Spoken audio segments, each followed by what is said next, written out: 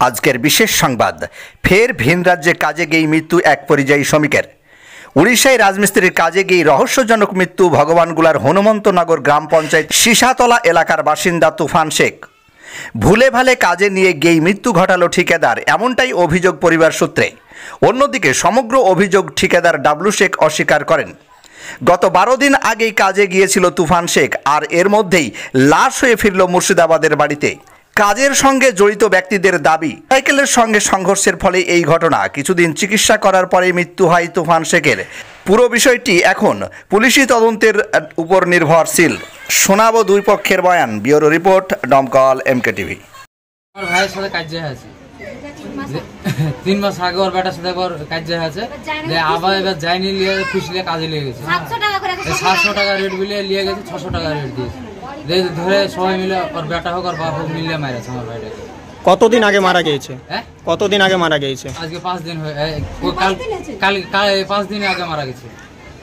আপনারা কিভাবে লাশ নিয়ে আসলেন? লাশ কিভাবে নিয়ে আসলেন? লাশ ওখান থেকে পোস্টমর্টম করে নিয়ে গেছে গাড়িতে। ওখানকার পোস্টমর্টম রিপোর্ট কি বলছে? রিপোর্ট এখনো দেয়নি, 15 দিন পর দিবে। আপনাদের অভিযোগ কার উপর? অভিযোগ কার উপর? ঠিকাদারের উপর। ঠিকাদার 700 টাকা রেট বাড়িয়ে লিয়ে চলেছে। ওর বেটার সাথে ঠুক মুখ হয়েছিল 3 মাস আগে, অন্য ঠিকাদারের কাজ করে এসেছে। তাও ওর বেটা বলছে আমার তো বেটা, তুমি যাও, তোমার সাথে ঠুক মুখ হয়নি, আমার বেটার সাথে হয়েছে, চলো। তাই বিলে লিয়ে চলে গেছে।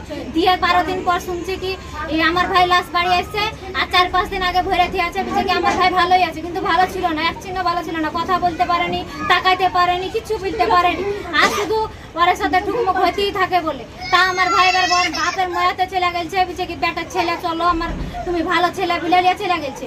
দিয়ে এখন কোনো প্রশাসন এসেছে, পুলিশ প্রশাসন কিছু বলছে না, শুধু মাঠে মাঠে হাঁক হয়ে বেড়াচ্ছে। বলছি তো বিচার হবে হবে করে লাস্টে দিয়ে দিয়েছে। আর পাবলিক জিজ্ঞাসা, তাও কিছু বলছে না। বিচার মীমাংসা হবে, 50 দল নিলে লাও, যে মীমাংসা করে দাও। আমরা কি, আমার ছেলে মারা করেন কিছুদিন আগে তো আপনার ছেলের সঙ্গে ঝামেলা হয়েছিল। ঝামেলা হলে এখানে হলে হতে পারে, আমি সেই ঝামেলা জানি না। তারপরে তো আপনি 500 টাকার জায়গায় 700 টাকা রেট দিয়ে নিয়ে গেছিলেন। না, সেরকম কোনো কথা হয়নি তো। না, সেরকম ওই রেট যেরকম কথা হয়নি। ও ফোন করে আসলো, ওগুলো কাজে যাবো কাকা, পয়সা কিছু দিলে দেন, তাহলে আমি চলে যাবো, এই বলে আসলে ফোন করে। আমি ঠিক আছে, লোক তো এরকম কেউ আসার দরকার নাই তো। এখন আর বকরাদের টাইম অফিসে আসা কী করবে? তুমি তাস খেয়েছিলে, তাসই খেলো এখন, এরকম কথা বলা আছে। তারপরে না কাকা টাকা দরকার, আমার টাকার এরকম ফাইসে গেছি, এরকম গাইলে। ঠিক আছে, দেখো আমার শালা তো বাড়িতে কাজ করছিলো, ও আসার তো কথা, যদি দেখো সে জোয়া করে তো আসে, তো ওর সাথে আসতে পারো। কিসের সঙ্গে অ্যাক্সিডেন্ট হয়েছিল? বাইকের সাথে। বাইকের সঙ্গে অ্যাক্সিডেন্ট হয়েছে, তো শরীরে কোনো ক্ষত নেই পরিবারের? বাইকের সাথে অ্যাক্সিডেন্ট বলতে ও যে যারা দেখে আছে বললে কি বাইক এরকম বাইক ধীরে যায়, ধাক্কা মেরে পড়ে আছে। গায়ে তো ক্ষত নেই?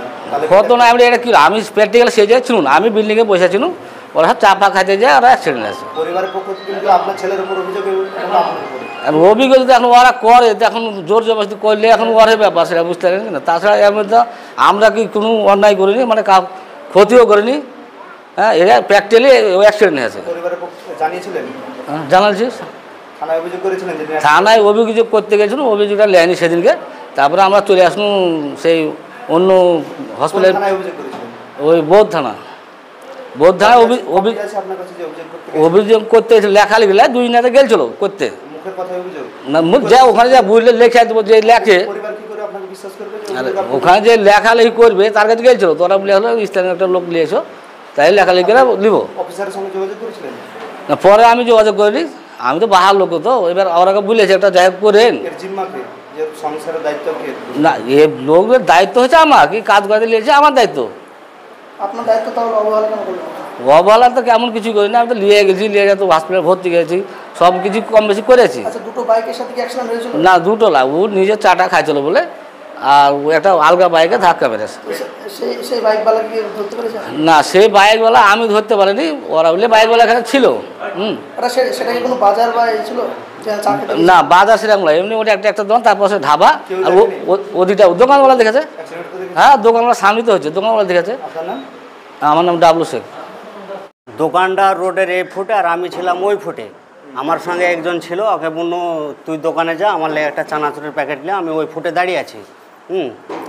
দিয়ে আমি দেখলাম যে একটা বাইক এসে কিন্তু পড়লো, ঠিক আছে, বাইকওয়ালা ছেঁচড়েছে। কি বাইক ছিল এটা আমি দেখিনি। বাইক কিন্তু ছেঁচড়েছে। আমি যে ছেলেটাকে পাঠালছি, সেই ছেলেটা বলছে ফরমান ভাই এদিকে দৌড়ে আসো, তুফান পড়ে গেছে।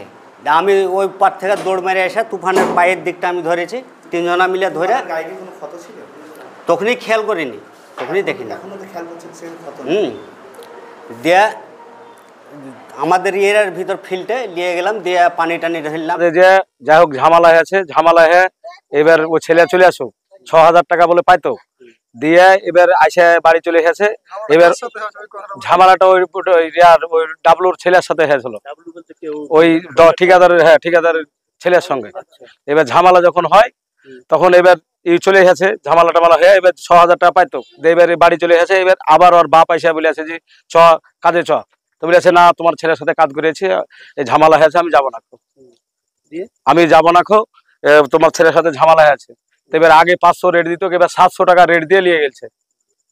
এবার নিয়ে যে এবার আমাদের গ্রামের শরীফ বলে আরো 2-3টা ছেলে ছিল আমাদের গ্রামের, ওরাকে আগে ওখানে হাইকে দিয়ে এইভাবে মেরেছে, এই প্লেন করে।